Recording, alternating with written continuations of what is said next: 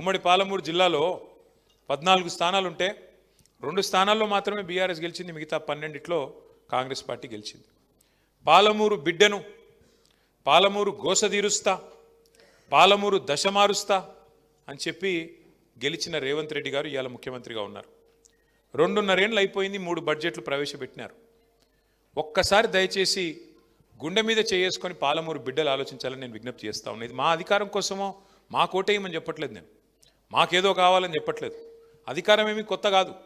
14 ఏళ్ళు ఉద్యమంలో ఉన్నాం, 10 ఏళ్ళు అధికారంలో ఉన్నాం, గత 2.5 ఏళ్ళు ప్రతిపక్షంలో ఉన్నాం. మళ్ళీ గెలిస్తే అధికారం వస్తుంది, కొత్త ఏం కాదు అది. కానీ దయచేసి పాలమూరు బిడ్డలు ఆలోచన చేయాలి.